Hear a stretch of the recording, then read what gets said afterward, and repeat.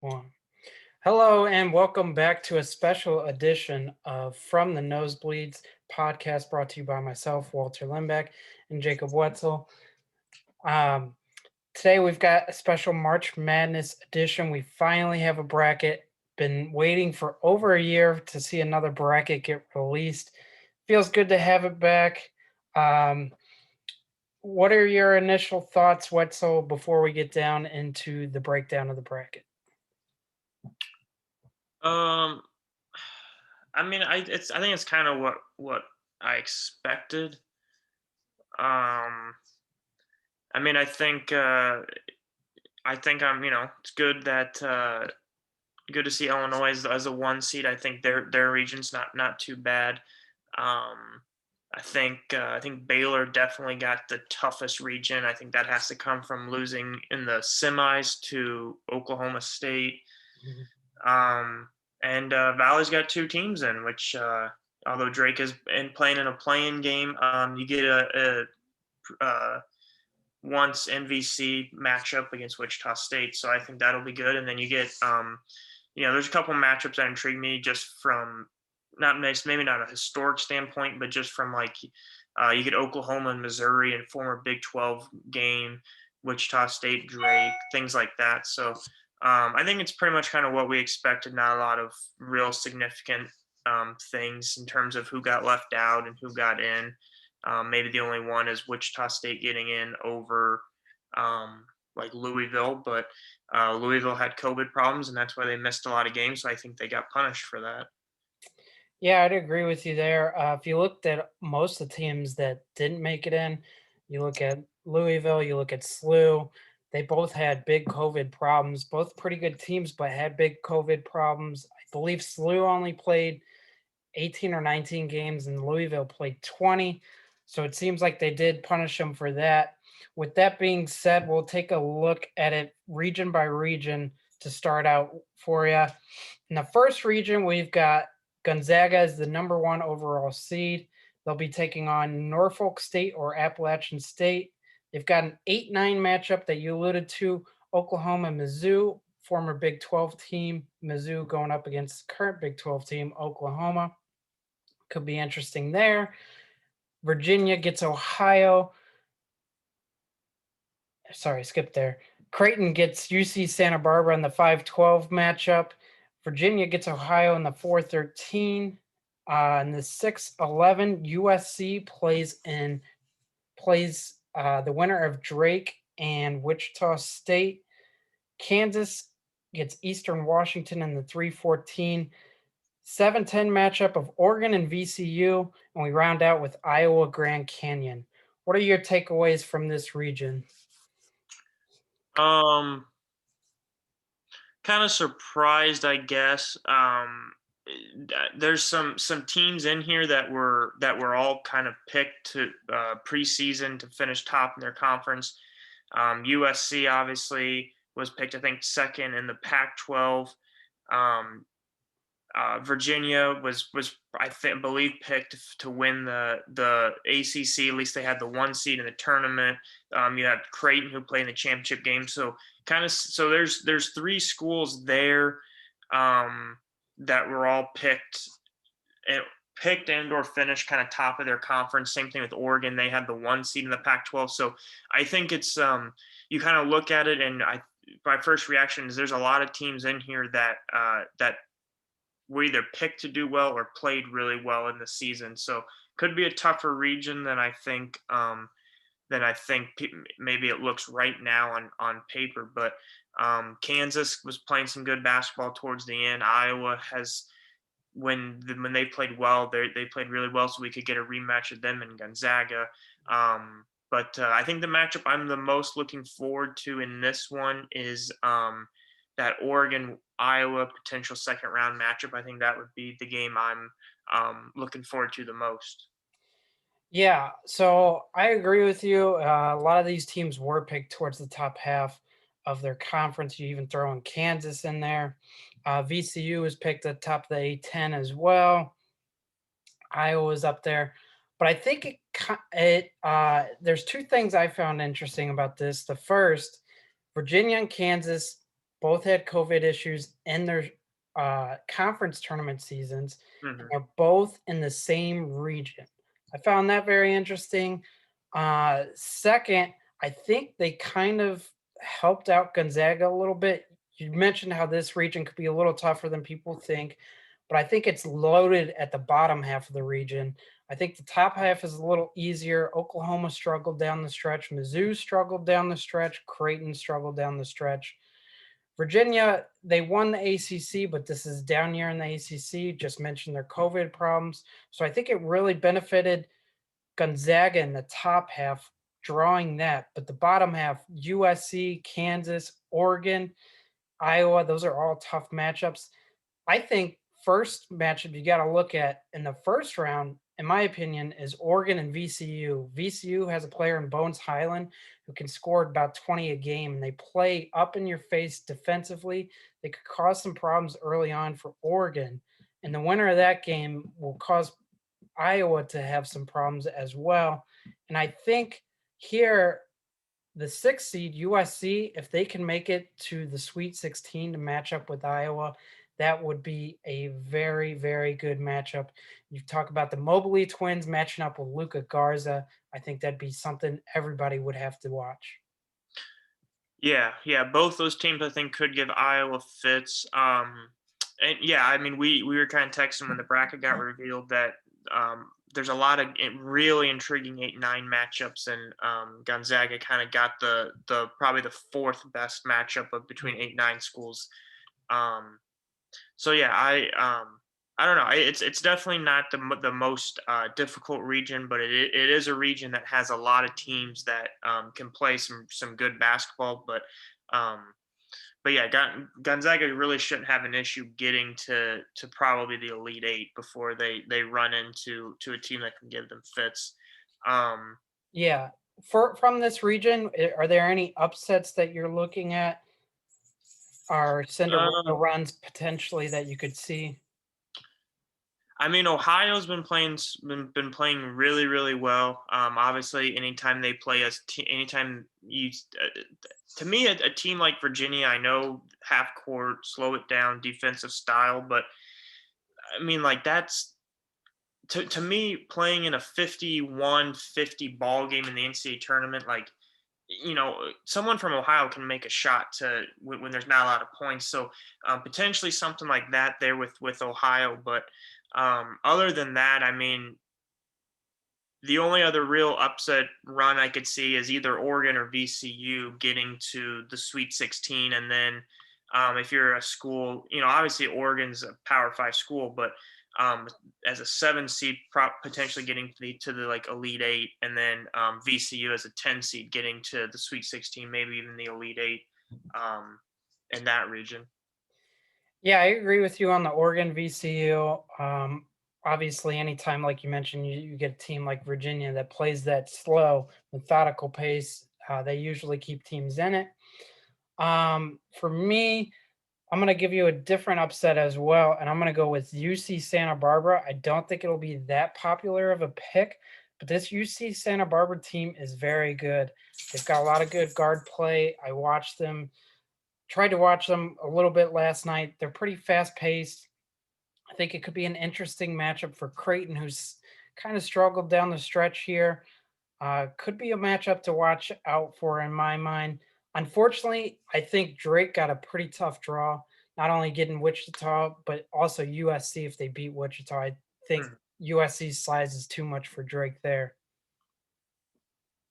Yeah, yeah, that's I think a matchup with them against USC, you'd love to see Drake win that game, but I think USC would just, I mean, they would be a lot. I don't know how they would match up with Mobley. I mean, that he doesn't match up. I mean, he's a hard matchup for Power Five schools, let alone for Drake. But um, yeah, let's move to I think the toughest region in the South region where Baylor got the 1 seed. They'll play Hartford as a 16.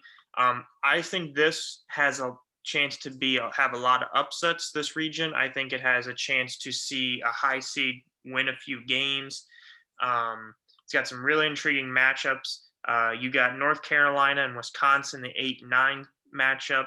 Villanova Winthrop, the 5-12, which I think will probably be the most popular 12-5 upset. Purdue and North Texas could be a very interesting game. Texas Tech, Utah State, the 6-11 matchup. Arkansas and Colgate, the 3-14. Florida, Virginia Tech, the 7-10, and then Ohio State, Oral Roberts. So you go through that. I think there's a lot of teams in there that can match up and beat Baylor, but I think also there's a lot of really good first round matchups and a lot of uh, double digit seeds that we could see potentially make it to the Sweet 16. Out of all of those, what game are you most looking forward to in that first round?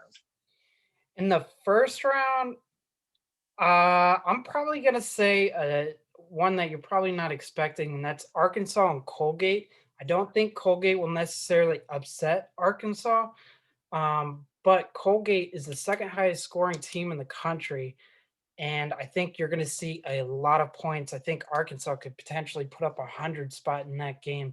So if you like points, I think that's a game you got to circle, and I think that'll be an intriguing one just from all the points you'll probably see. Yeah, I've watched a few Colgate games this year. They definitely shoot the ball well. They do get up and down. So that'd be probably a high over under game where you still probably gonna take the over. The only thing that yeah, I don't think Arkansas will have a lot of trouble with them. Just they're gonna be too athletic, Yeah. too big and strong because they got a lot of guys on that Arkansas team. Um, I'm gonna go. One of the matchup I'm most looking forward to is the Purdue North Texas game. I watched most of the North Texas Western Carolina game or Western Kentucky game. That was the first I've seen North Texas really play.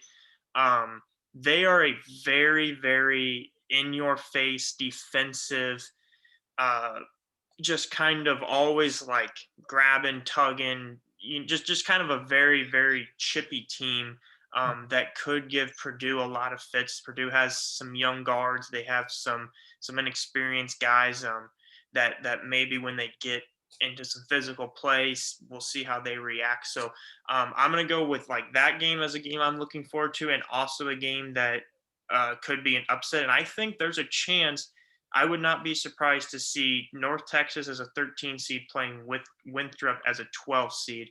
Um, how do you feel about those two upsets? I agree with you on both those. We both were watching the North Texas game the other day, and you hit on it pretty nicely with Purdue. They're a young team. The only thing that worries me is they've got some pretty big size, and I'm sure you noticed, North Texas is a bit undersized. However, this is a very experienced North Texas team. So if they can get some of those bigger guys like Williams, Eddie, and so on in foul trouble for Purdue, I think it'll be hard because they've got a lot of freshman guards. And I think the experience difference between North Texas and Purdue could play a factor down the stretch. And that's definitely a game I have my eye on. I like the draw there for North Texas, and I like the draw for Winthrop. You mentioned it. Villanova's probably going to be the most popular upset pick here, just because that injury to Gillespie seriously hurts him. Yeah, I think that'll probably be the most popular one. Just because I think Winthrop also people are also going to see Winthrop, and Winthrop's a good team, but when you look at them and you see they're one loss in the season, I think is what they're sitting at. So yeah, I think that'll be a popular one. Uh, and then obviously Ohio State being the 2 seed would I think Ohio State Arkansas 2-3 matchup in the Sweet 16 would be a fun matchup. Um, and then I think the other thing to look at in this region is North Carolina Baylor potentially in that 1-8 matchup in the second round. That is a bad matchup for Baylor. They struggled against Kansas coming back from COVID with Kansas's size when McCormick was really playing well. North Carolina, a lot of teams have struggled playing North Carolina's size. It's when North Carolina's guards don't play well is when they tend to lose.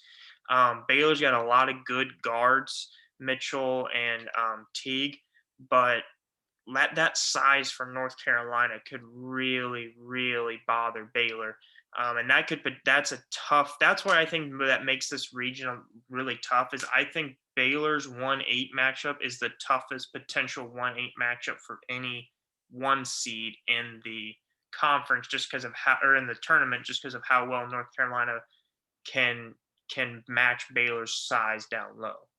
Yeah, I think also what makes this probably the toughest region is the fact you mentioned it when we switched over to this region, the potential for so many upsets. When you've got a lot of good mid majors in your region, that makes the region that much better. Mhm. And I think North Carolina is probably the last team that Baylor wanted to see drawn as their 8-9 matchup. You mentioned Teague, Butler, and Mitchell, all very good guards, but where they struggle is down low, and you got Baycott, and you got the other guys for North Carolina. And I think that's just North Carolina also is just playing really good basketball down the stretch. We saw it in the ACC tournament and to end the ACC year, playing really strong basketball. So I think that's a definitely one of the matchups to keep an eye on.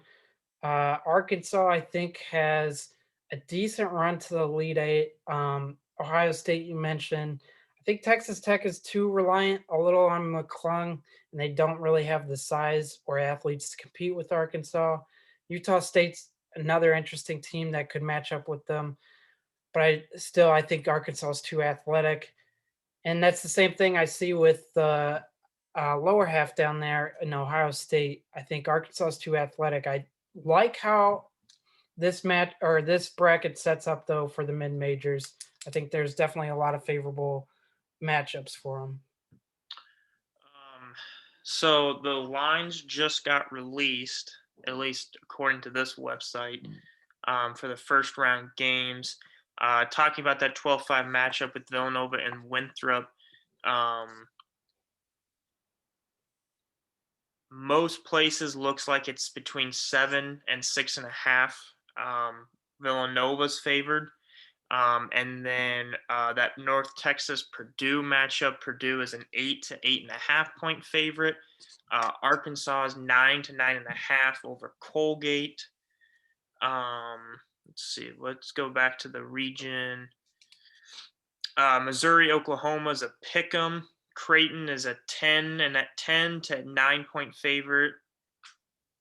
Virginia is a 10 point favorite to Ohio. I think that'll also be a trendy upset pick that we just were talking about. Oregon's 5 to VCU.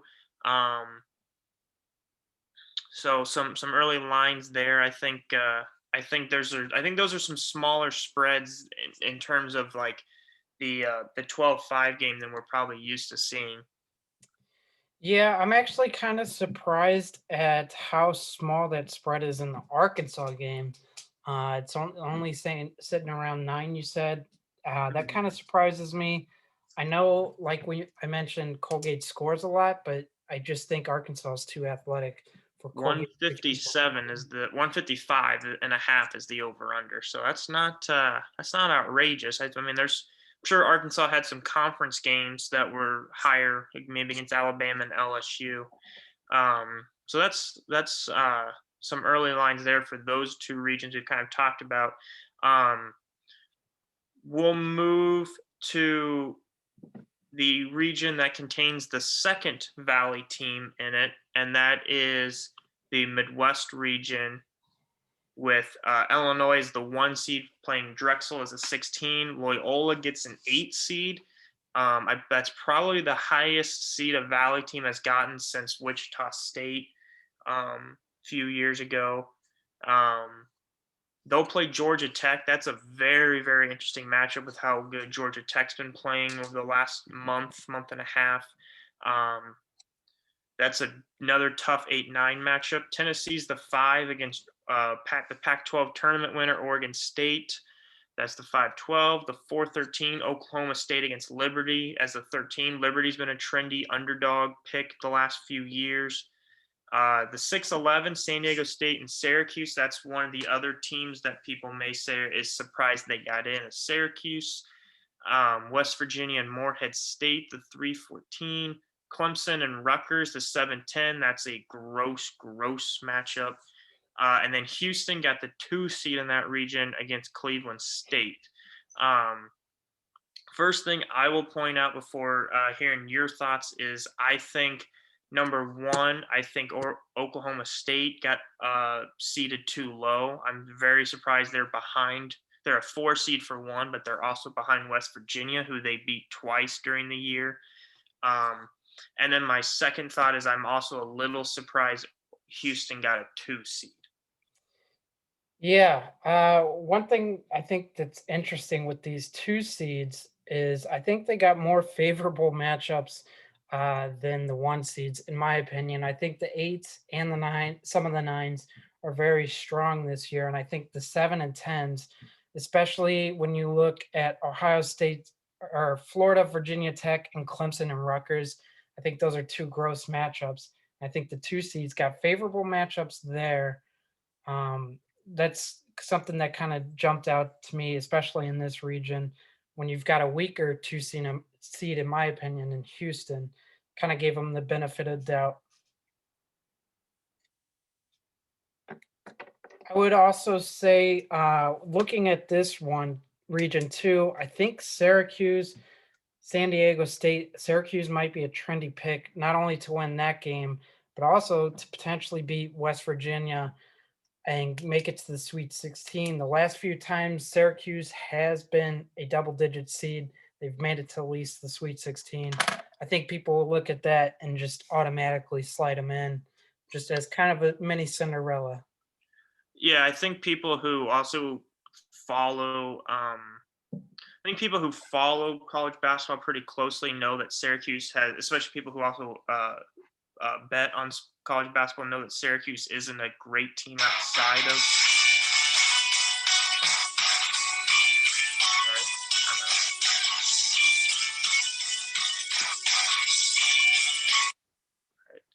I'm I don't know why ESPN does that, but I think people sometimes view Syracuse. They're not a great team outside of the dome. They weren't great on the road. I think they like barely covered 30% on the road. They covered a lot at home. Then they went to the ACC tournament. Um, they played some really good basketball at the ACC tournament. Was one shot away really from beating Virginia. Um, so yeah, I think that could be a trendy pick. I think you might see people also take San Diego State, just not trusting Syracuse away from the dome. But um, to go back to your comment about the 8-9 games.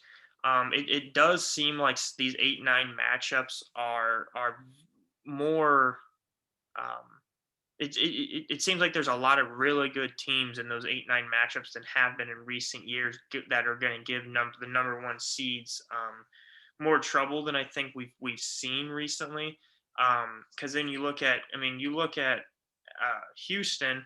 The To me, if I'm Illinois, I would much rather play Rutgers again, who you just beat by 20, or Clemson in the second round than maybe two of the hottest teams in college basketball right now in Loyola and Georgia Tech.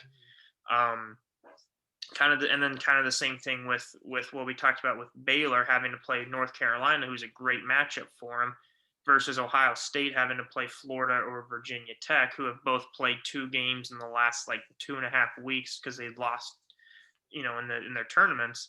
Um, so I think that's interesting. I was surprised by Houston getting a 2 seed, simply because I think that means I think that when you look at it, I think they putting them ahead of. I thought for sure, honestly, Oklahoma State would be ahead of Houston. I know Houston won their conference tournament, but I thought Oklahoma State was going to get a 2 seed or at least a 3 seed. I was really surprised to see them a 4 seed.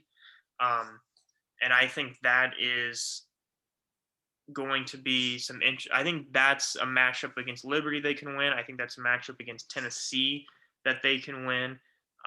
And then I think against Illinois, that would be a very, very interesting matchup with Ayo and Cade Cunningham. Yeah, talk about matchups of two stars. That could be a really interesting Sweet 16 matchup there. Um, Io, obviously, we know what he's doing in the Big Ten, and Cade, I mean, it seems like every time they're in a close game down the stretch, he's hitting big shots or making big passes to help set up his teammates. And then if you look outside of Cade, Boone's been playing well.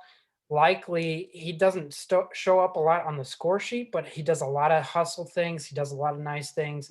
This is a good team all around. Oklahoma State has, and they're clicking at just the right time. I agree with you. I think them getting a 4 seed is almost criminal, and they've got a very favorable first two matchups, in my opinion. Yeah, the main reason I think it's I think I don't understand. Well, I guess really there's multiple reasons. Obviously, them beating West Virginia, and then not getting a seed better than West Virginia. But like they kept saying for a while now, Oklahoma State had just as many quad one and quad two wins as like Michigan, Illinois, some of these 1 and 2 seeds, and they make it to the championship game of their conference, which is people say is arguably the best or the second best conference in the country, and then they get a 4 seed. So it's almost like it's. I just look at it as everything that should matter to the committee basically didn't matter. Now, you know, they have more losses in West Virginia, but they beat West Virginia. They they did well against quad one and quad two teams. They didn't lose to the bottom of their conference. They swept Iowa State. They swept Kansas State. I'm pretty sure they swept TCU. They didn't Pretty, sweep TCU. I'm pretty sure their two bad losses came against TCU, and that's maybe what hurt them. Okay. Let me double check here real quick.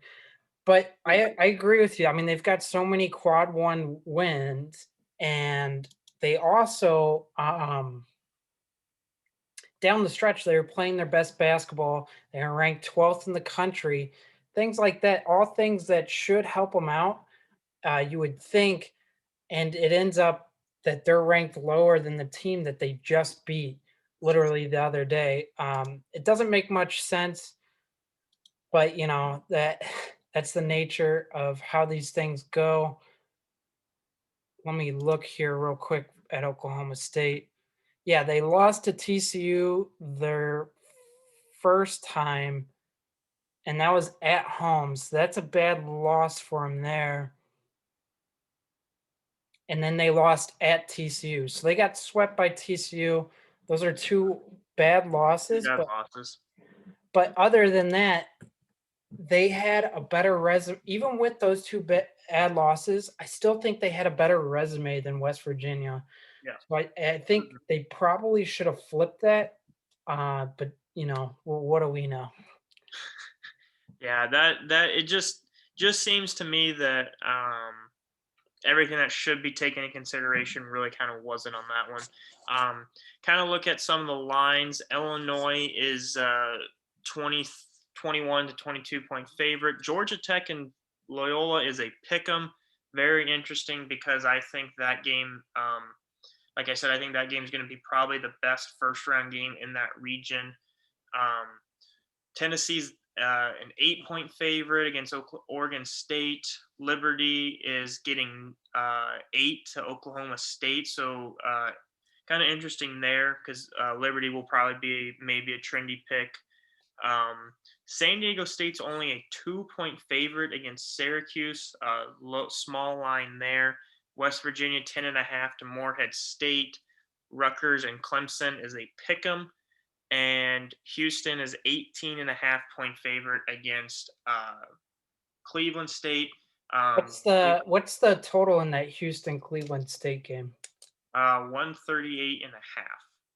I say that because these two teams play very similar. They play Yeah. smaller ball and they play very ugly basketball at times. So that's a total maybe to keep an eye on. Maybe Hmm. Houston builds a big lead and blows them out, but I think more than likely it's probably going to be a pretty ugly game. Yeah, it'll be interesting to see if these lines obviously are accurate and true. It'll be interesting to see if they move any go in the next 2 days. Obviously, these opening lines be interesting just to see if how many dogs um, who are getting points, see if those come down. Because that's always, I think, not to get too much into the gambling aspect of it, but do you take lines now expecting the dog to go down, like taking Winthrop plus the 8 or whatever, because at tip off it could be like 5. Um, Mm. I think that's always kind of the debate you have to have when you have so long before the game to come out, because it's not like a regular season matchup where you look at the line a day or two in advance. So I don't know. I think for me personally, I'll probably wait just because I don't like having that long of a bet, because you never know what might happen. You take a team and then 2 or 3 players are out or something like that. Yeah, I think it's always best to wait, because even to your point of the lines moving, you could see who the public's backing and kind of get an indication of who's popular and then who's not so popular. And you could get a more friendly number if it inflates, you know. Hmm. So I think it's always more beneficial to wait. I also am curious to see that Syracuse. I actually thought they would have been favored opening up, but -2 still makes sense. It'll be interesting to see where that moves. In your opinion, you gave your toughest matchup Loyola Georgia Tech. I'll agree with you there. But do you see any upsets or Cinderella runs in this region? Um, Not really. The top, I think like the top 5 teams in this top 4 teams in this region, I think are all very, very good and deserving of those top 4 seeds. Obviously, we think Oklahoma State should be ahead of West Virginia, but I still think West Virginia should be a top 4 seed. So I don't really see the only one I can kind of see is Morehead State beating West Virginia. Morehead State beat Belmont in the championship game of the OVC. They're a very, very good mid-major team this year, and a team that I think could give West Virginia fits. Um, just with how they play. I watched a little bit of that Belmont Morehead State game when we've seen West Virginia struggle at times this year. So that'd be the the only Cinderella story I could see coming out of this region. But I think the 1 through 4 seeds in this region are very, very strong in terms of being able to at least beat the lower seeds and get to the Sweet 16. Yeah, I'm gonna actually disagree with you a little because some of these mid majors in here play very good defense and slow the tempo down a lot.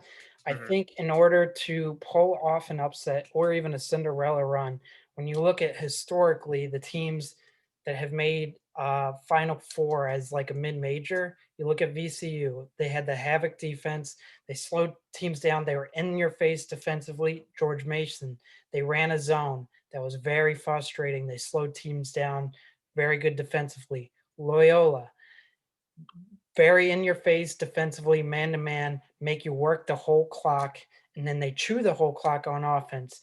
So I think there's a couple teams in here, Loyola being one.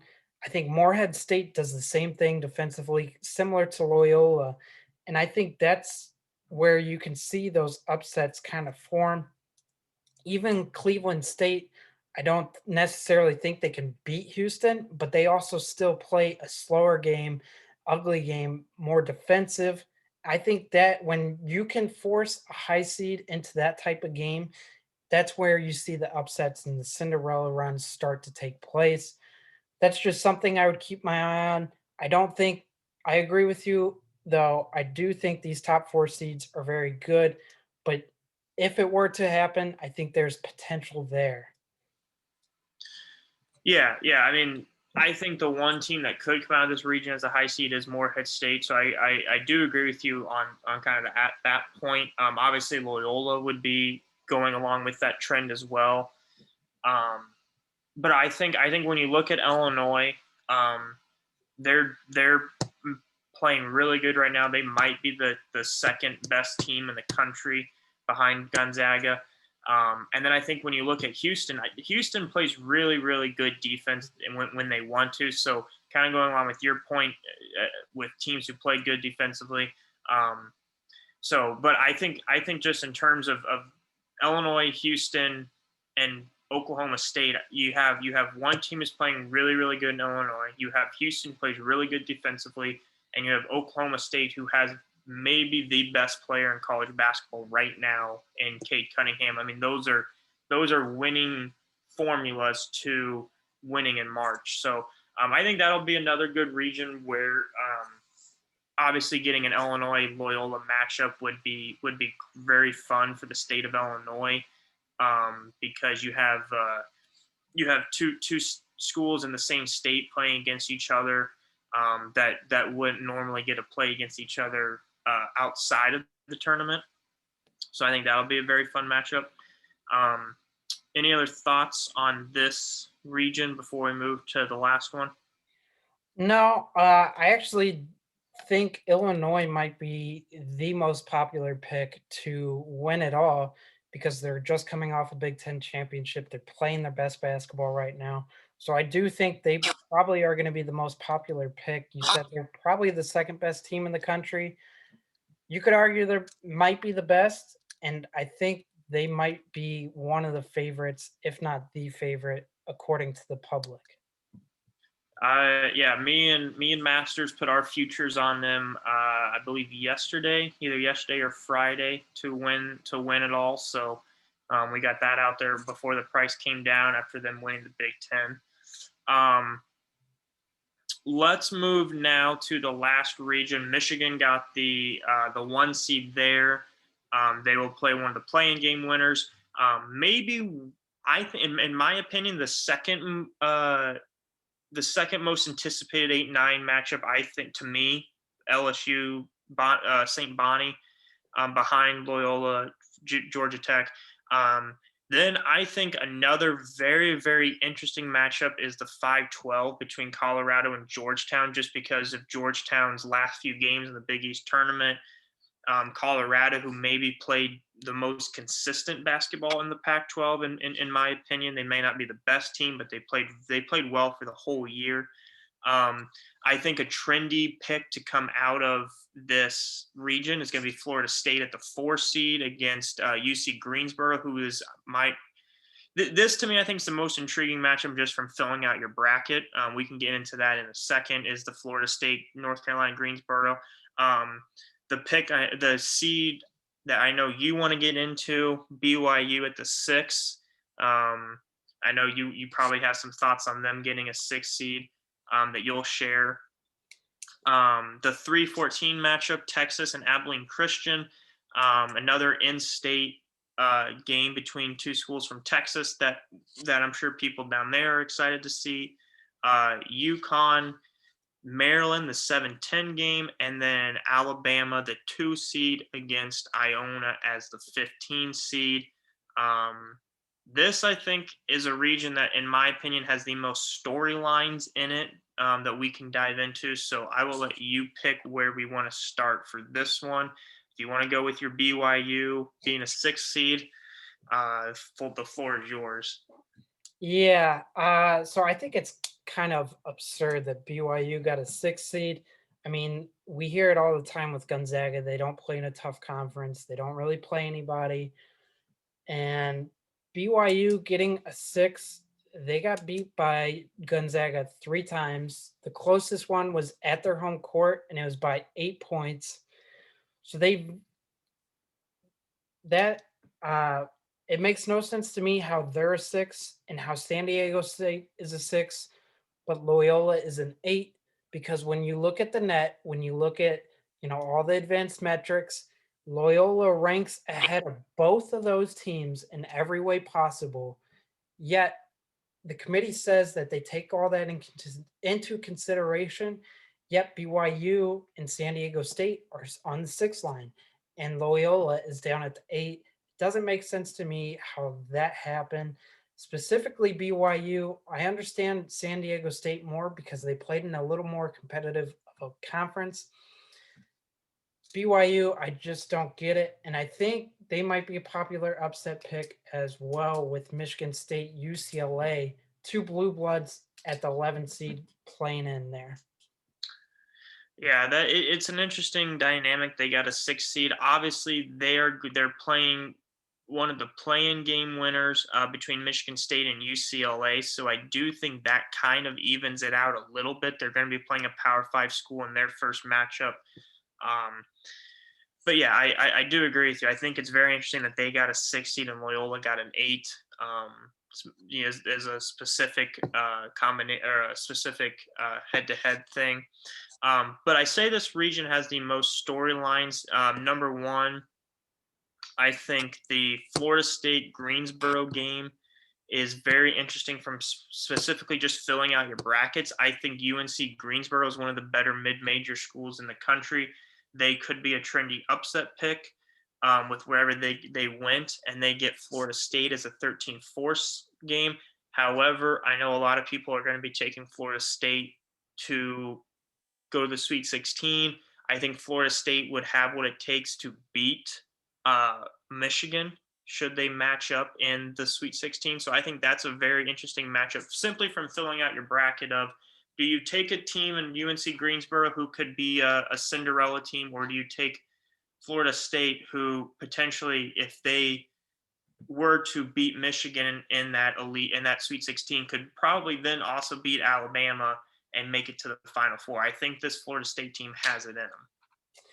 I agree with you there. The only thing that really kind of concerns me about them is they've kind of never really played to their potential so far. Also, I don't think Leonard Hamilton has ever been to a Final Four. I know he's made it to an Elite Eight, so I'd maybe pump the brakes on putting him into a Final Four or having him through this bracket. I also think this bracket has the most interesting second round matchups.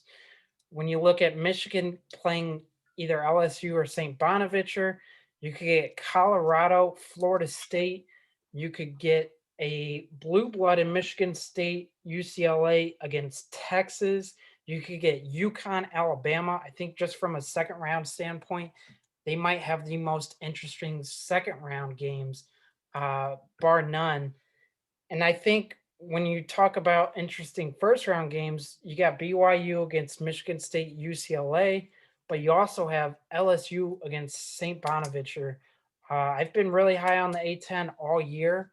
These are two contrasting styles, two different teams, one very defensive minded, one very offensive minded, one slow, one fast. LSU's got a lot of good athletes. St. Bonaventure, not as athletic, but they're still a very athletic team, and they've got one of the best shot blockers in the nation. Yeah, that I kind of hit on it when we went through that 8-9 matchup. I think, in my opinion, is the second 8-9 matchup in the tourney behind the Loyola Georgia Tech one. But I think when you look at this one, I think this region really shows, to your point earlier about 1 seeds getting a kind of a tougher draw than the 2 seeds. Because if you're Michigan, you have to potentially play LSU in your second round, Florida State in your third round, or in the Sweet 16, as opposed to Alabama. I know UConn with Bouknight is good, but I would rather play UConn than LSU. And then playing Texas or I probably Texas in that Sweet 16 game, which again, Texas or Florida State, I would rather play a team like Texas if I'm Michigan, just because Florida State has the size to match up with you and athletically. So I think this region shows, kind of to your point, of Alabama's second and third games would be, in my opinion, easier than Michigan's if it all goes chalk. And I think that's a very interesting way of looking at this bracket. Well, and it's interesting too because for most of the year we were talking about how the 1 seeds, nobody wants to play a 1 seed this year. You know, you got Baylor, you got Gonzaga, Michigan, you name the fourth, it ended up being Illinois. All 4 of these 1 seeds are really good, but you turn around and look at these 8-9s. There are some very tough 8-9s. that you have to play in order to get past. And we mentioned it. Gonzaga probably get the benefit of the doubt having the easiest 8-9, combo in their region. I think it's very tough for these one seeds. A lot of them are going to be picks to the final four, but you also got to stop and think there might be a lot of people picking upsets in the second game for these one seeds because the 8-9 draws are so good. Yeah. I mean, you look your 8-9 matchups this year are LSU, St. Bonaventure, who so you're talking about the third seed out of the SEC and the A10 winner. You're talking Wisconsin and North Carolina, so an experienced Wisconsin team who got the fifth seed and maybe the best conference, or sixth seed maybe, against North Carolina, who has played really well out of the ACC, which is always a good conference. Um, and then Loyola and Georgia Tech, who are two of the hottest teams who both won their regions. And, usually it seems like these 8-9 matchups are for the Power Five schools that maybe kind of squeaked in at the last minute, just because of anything below that is maybe isn't really where we see too many Power Five schools. And this year, it just seems like it's a lot more teams that are kind of like, whoa, that's a good team. If like that's a team that could go to the Elite Eight if they can beat that one seed, because they're all capable of it for different reasons. So yeah, it just seems like the 8-9 matchups this year are better teams than we're used to seeing. And I think part of that is from some of the bids being stolen in the Power Five conferences, but also because I think some of these major conferences had so many blue bloods not make it, that these lower level schools like a Loyola from the Valley is able to get up there to where they can make some noise as an 8 seed. I also think it's kind of because some of these teams are playing their best basketball right now, but they kind of got off to slow starts. Hmm. Loyola didn't exactly, wow you in their non-conference. They had chances to pick up big wins and didn't, but then they got rolling in conference. UNC kind of struggled earlier in the year, and then towards the end of the year got rolling. Georgia Tech really struggled at the beginning of the year. I believe they lost to Georgia State at home to start the year. And then now they're winning the ACC tournament. They're one of the hottest teams, like you mentioned. LSU had their struggles, and now they're one of the hottest teams too, almost winning the SEC tournament. St. Bonaventure didn't play the first month of the season, and then now they're playing their best basketball, winning convincingly against VCU to win the A10. In March, you always talk about it. Teams who are playing their best basketball are a good bet to make it far. I just listed 5 teams, and they're in the 8-9 that are playing their best basketball right now. So that's got to be scary, especially for a team like Baylor, who's kind of struggled down here since coming back from COVID. Michigan, who's lost 3 or 4 games here down the stretch.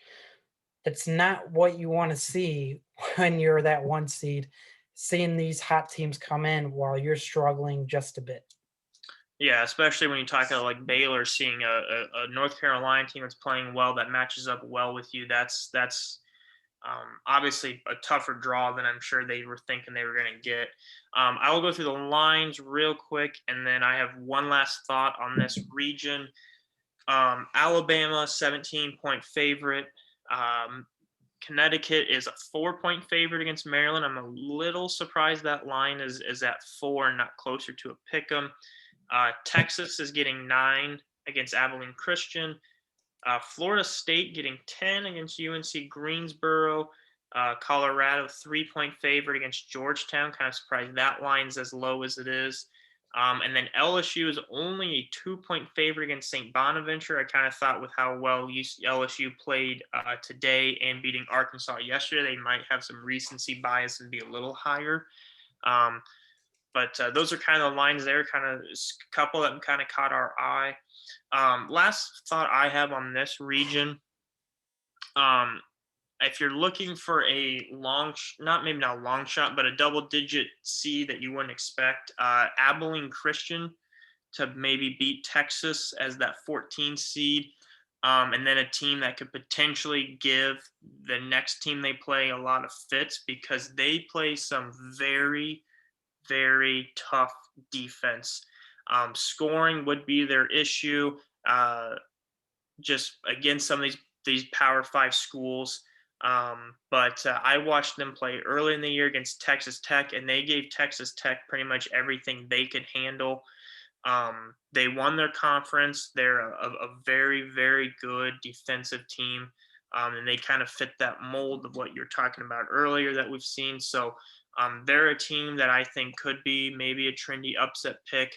Um, they're obviously Texas won the Big 12. They're playing good basketball, but they're getting 9 against Texas, so that might be a game that might be closer than 9 points. And um, Abilene Christian might be a team to keep an eye on. Yeah, I agree with you there. I kind of watched a bit of their championship game yesterday, and they're up in your face defensively. So and Texas, a team that's kind of disappointed most of the year, in my opinion, because they've got a lot of potential. So I mean, it could be definitely an interesting line to keep your eye on. Definitely a team that you could pick as an upset that many others might not think about. Um, from this region, other than Abilene Christian, do you see any other upsets? I think Georgetown, like you mentioned, that line being so low, I think they might be one of the more trendy 5-12 upsets. And usually, I think when it's so trendy and obvious that it usually goes to the 5 seed. So and I think this Colorado team's a very good team. I don't know about your thoughts on that.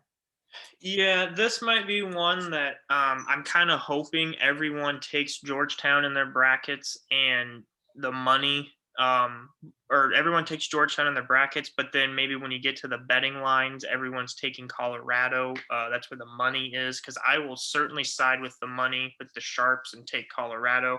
I will gladly take Colorado in my bracket pools if everyone's taking Georgetown. Obviously, what they did in the Big East was very, very impressive and just great for that program and Patrick Ewing. But it just makes you wonder if they they can do it again with having a week off. Obviously, playing 4 games in 4 days, if you get some momentum, you get the ball rolling, it's easy to kind of keep that going and play really good for 4 days because you're playing every day. You're really just you're just going out there and you're hooping.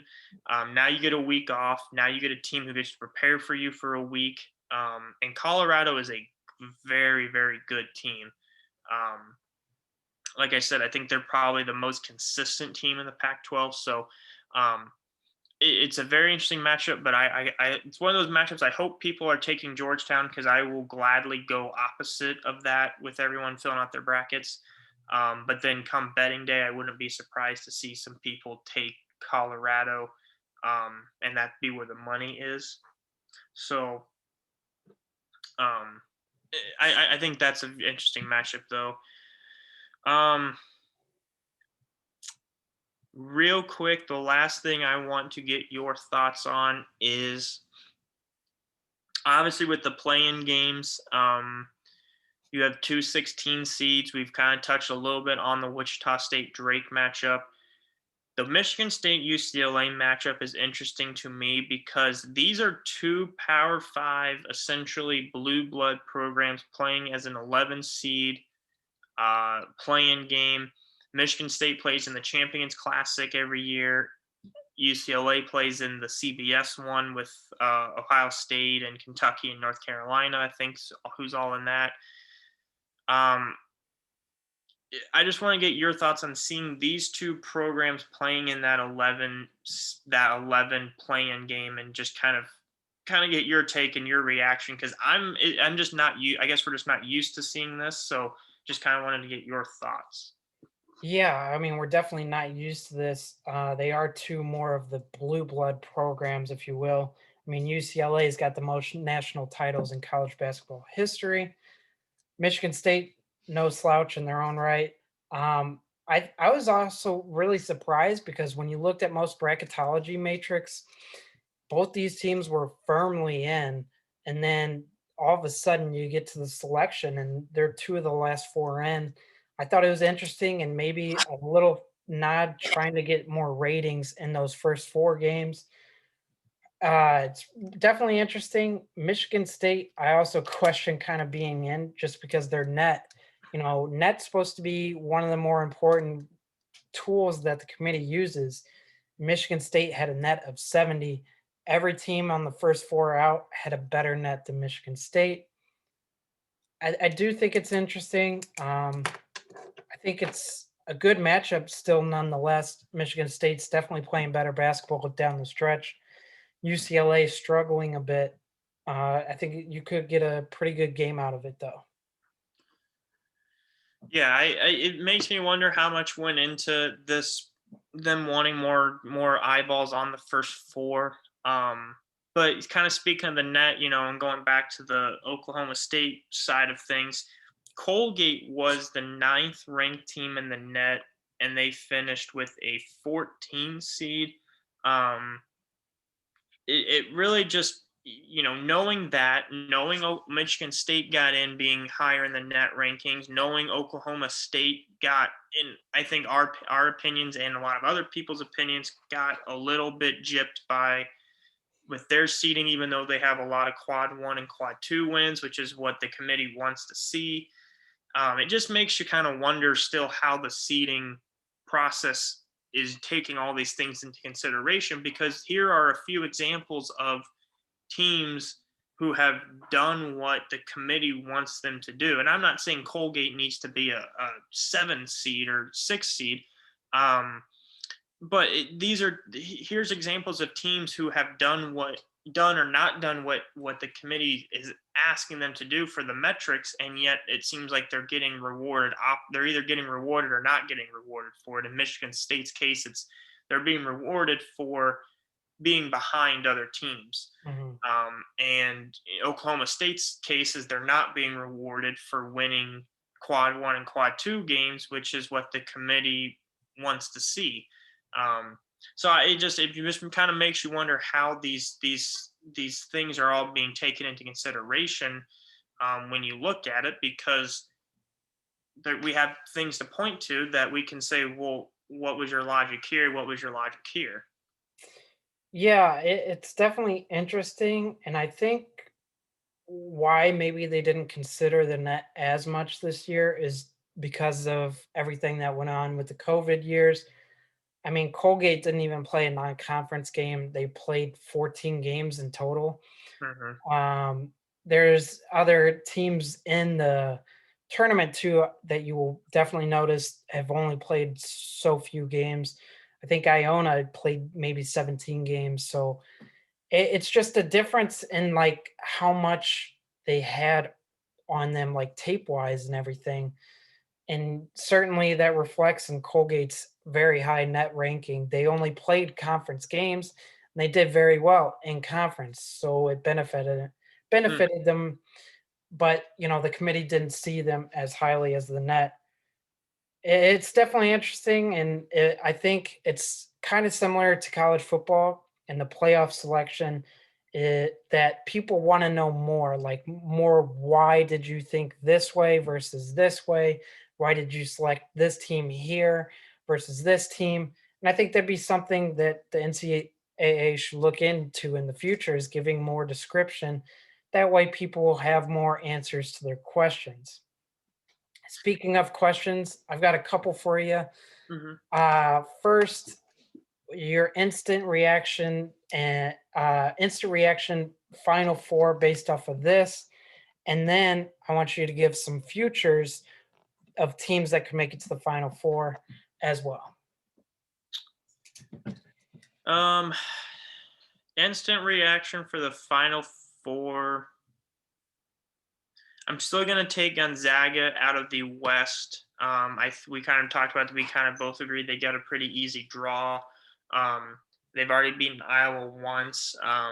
Iowa doesn't, I think, play good enough defense even right now as they're playing better defense to disrupt Gonzaga's offense. Um, the South region, I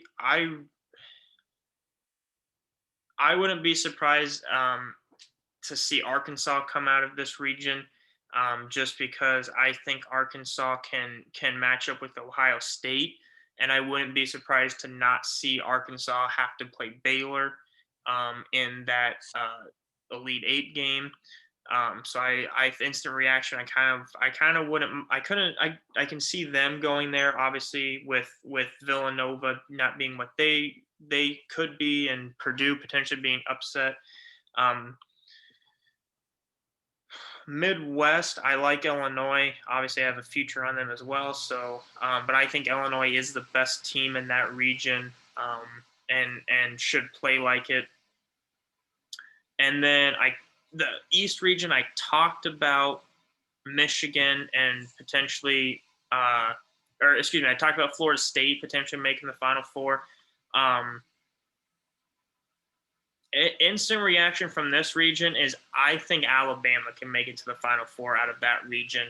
I think they can get to at least the Elite Eight out of that region with how well they shoot the ball.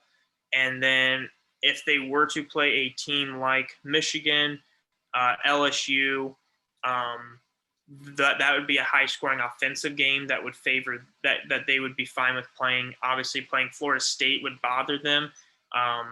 And that would be, I think, a very good game between those two schools. But my instant reaction would be Bama from that region. Teams to take a flyer on, or teams to take futures on for the Final Four, going back to the West. I think if you want a team to take a future on, I would look at USC, because I think they have the size to match Kansas. I think they have the post interior defense to take Garza with Iowa. They've already beaten Oregon if they have to play Oregon, and I think they also have the talent to beat Gonzaga if that ever came to it. The only question is they've played some not good basketball at times this year. It seems like when they've lost, they just don't play well. We kind of saw it against Colorado. But they would be worth a shot. I think if you want a long shot out of that region, Ohio, just because I think they're playing good basketball. They can beat Virginia, and then I think they could beat Creighton or UCS or Santa Barbara if there was an upset there. So maybe you take a flyer on Ohio. The South, I would go with North Carolina to make the Final Four. I think they can beat Baylor. I think Villanova and Purdue could get upset. And just with their bigs, it's just their bigs are just so impressive. They're so good. They offensive rebound so well. I don't know if Ohio State, Arkansas, Texas Tech can play good enough defense down low to limit them. They're big, so maybe take a chance on them to make the Final Four. The Midwest, Oklahoma State, just with how well Cade Cunningham is playing, how well that team is playing right now. And obviously, I still think Illinois, like I said, when we're going into this region, I think the top four seeds are all really good. So Illinois be my team that I have a future on them, so I'm a little biased already. And then the East, Alabama, Florida State, and then your Bonnies would be the three teams I would look at taking futures on if you want kind of a flyer on a higher seed, St. Bonaventure, just because I think a game against, if they got by LSU, I think a game against Michigan, they could give Michigan a lot of fits. Obviously, that their five men could give Dickinson some issues if Livers is still out, and then obviously they play some really good defense, so they could probably match up with Michigan well. So those would be mine to take some looks at to make the Final Four. I will probably stick with my Illinois future, and then probably toss out a few of those for some Final Four futures that I'll actually take. But those are all the ones I would really consider and um, look into. Yeah, so I'll give my initial reaction, Final Four, and then some futures as well. I agree with you. I think Gonzaga, this is their region to lose. I think they've kind of got an easy slate until the Elite Eight. They'll get tested in the Elite Eight, and I think they'll end up on top because of the easier slate. I also agree with you with Arkansas. I think this sets up really nicely for them. They've got a favorable matchup, and you mentioned North Carolina could easily pull off the upset against Baylor. Um, I'll also stay the same in the next region. Illinois, I think this is theirs to lose as well. And for the last region, I'll go a little different. I think Florida State could finally hit their potential, finally hit their stride. I think they're the team that matches up best from matchup to matchup. I think it benefits them the most in this region. You mentioned it, Livers could be out, who knows how long. So that could definitely help them out. And then Bama missing Primo, I think, hurts them a little bit. You didn't really see that impact their game against LSU, but I think you could see it impact later on down in the tournament. I also just, I've mentioned it a couple times to you. Bama shoots so many threes, and with college kids, I don't think you can rely on the three ball that consistently. So I like Florida State out of that side. Some futures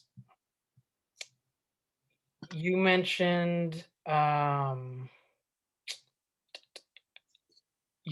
I really like that one. I think that's a decent flyer to take. I think if there's somebody that could give Gonzaga fits in the Elite Eight, I think it's USC. They've got a lot of NBA talent, a lot of size, a lot of athleticism. There are spurts where they do not play well, though. So it's if they make it that far, you're probably going to have to sweat through a lot of games, a lot of frustration. I think another sleeper one that you wouldn't really consider. They're a very real quick. They're a very frustrating team to watch. I mean, if you're a fan of them, like, I mean, they're so frustrating. You have all this talent, and it just seems like they take some bad shots. They play some lackluster defense. Yeah, I mean, they're a frustrating team. Very frustrating. And I think a sleeper that you normally wouldn't consider a sleeper. I think Kansas is a sleeper in this region. Um, it's kind of a down year for them. So, and they've got a bit of COVID issues going on right now. But if they can get healthy, I think they could be a decent pick to go to the Final Four. In Baylor's region, I think I agree with you there. North Carolina, very good team to take a flyer on. I think another team that maybe a deep flyer, I could see Utah State. They're very senior heavy. They play pretty good defense. They've got a decent first round matchup with Texas Tech. They've got a very good big man who averages about 3 blocks a game.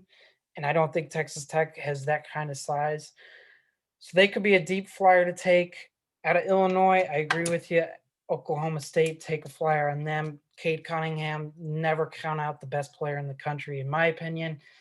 I think Loyola is another one that I would take. They have probably one of, if not the best defenses in the country statistically.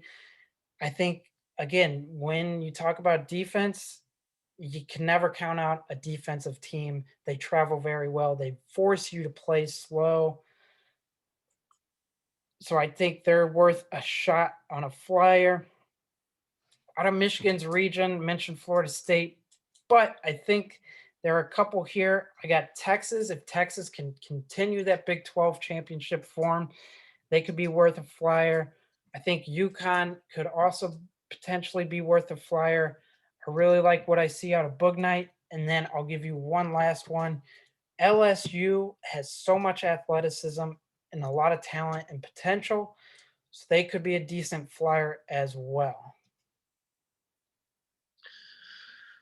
Yeah, I LSU is a team that is very intriguing just they have a lot of athletes. They have more talent and NBA talent than I think you kind of think of when you look at that team. Obviously, Thomas, a freshman. I think it's Warford. Dude had like 30 today against Alabama.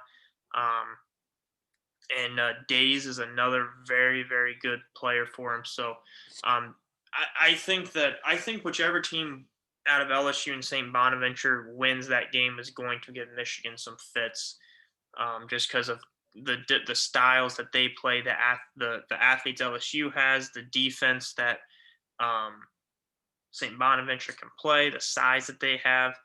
Um, so yeah, I think that'll be a very interesting region, and I like that pick, taking LSU. Um,